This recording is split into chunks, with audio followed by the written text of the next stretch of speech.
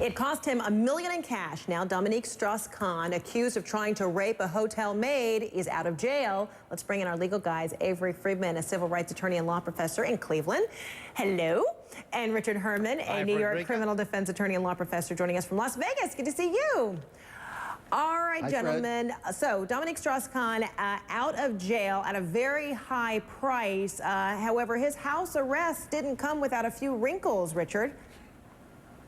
Well, he's got home confinement, basically. He's got an ankle monitor. He's got probably a boundary set up, electronic boundary in his apartment. So if he would step outside that range, all the bells and whistles are going to go off.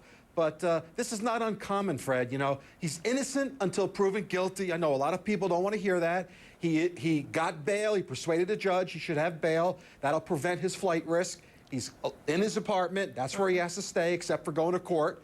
And nothing out of the ordinary so far. So I wonder, Avery, if now a week after the fact, he does get released, even though there are these restrictions, does that say something about the status of the case against him?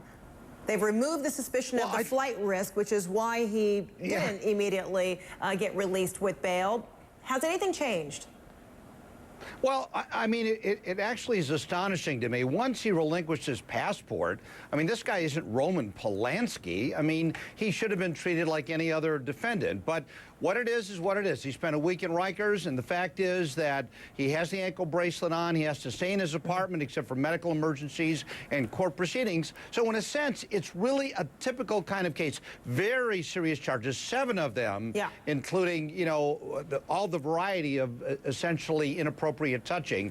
But he's in a big bowl of trouble right now, and the fact is there are going to be proceedings coming up soon, and he will be treated just like every other defendant in a similar case. So I wonder, you know, Richard, when it comes down to, you know, his defense, is he going to be relying heavily on an alibi defense, that someone says there's no way this could have been happening at this time? Or is it going to be an issue of the defense saying, no, this was a consensual act, that what allegedly happened actually was not one that involved resistance, or it didn't involve any kind of aggression?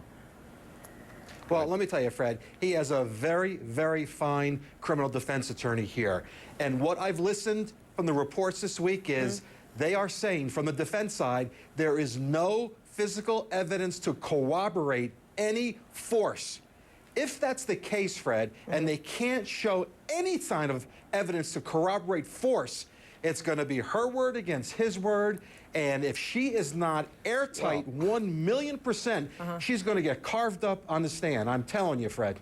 Wow. So, Avery, is it going to be difficult to say that, you know, because there was no weapon involved, that she was forced to do anything? Because the only allegation is that there was, I should say, of the 7 charges, that there was oral sex involved here, but there weren't other types of contact that some might say, that some might say would be a little bit more difficult, or ask for more kind of DNA evidence to prove. Right. Well, you said that very carefully, and that's exactly right. I mean, there are a multitude of factors that will go into this. Yeah, well, I know you do, and it is sensitive. But the fact is, credibility issues, motive issues. Obviously, in addition, you have the hotel camera. You have, you know, the forensics that go into this. But it is a complex matter. But all of these, the very point that you raised is going to go right to the heart of where I think the defense is going to be here. All right, interesting stuff. We could go on very long on this one because it is fascinating. There's so many intricate things about it. But we got to move on to another one. Okay, now this one I know got you guys pretty fired up about. This is involving 2 New York police officers, one who is accused of rape as well. And now we're talking about, there was a wire that this alleged victim wore. When she saw this, one of the officers and approached him, hey, was a condom used? You know, is there anything I need to be worried about? He apparently says that there was a condom used, so you don't have to worry about getting pregnant or any kind of STD. So, which really screams, Avery, an admission here that this officer did indeed have sex with this woman who was escorted home because she was drunk, and the next thing you know, she is an alleged rape victim.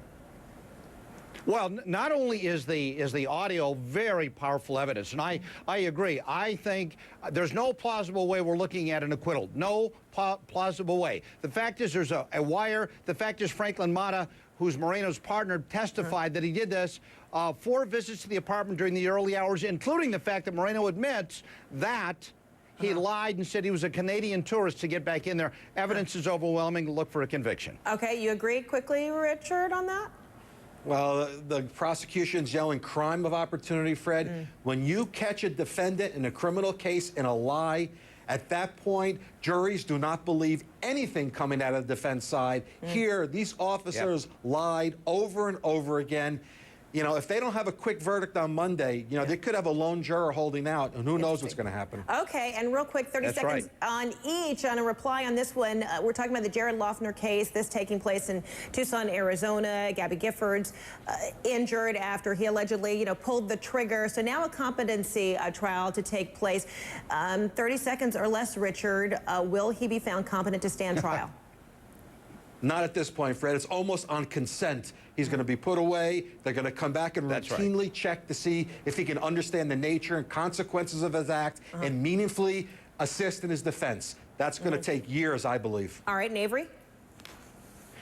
Preliminary competence based on paper only this coming Wednesday in front of U.S. District Judge Larry Burns. Only the beginning. Long way to go. Okay, we'll see you again later on in the hour, gentlemen. And we're going to be talking about Elizabeth Smart case, why that one is back in the courtroom, too.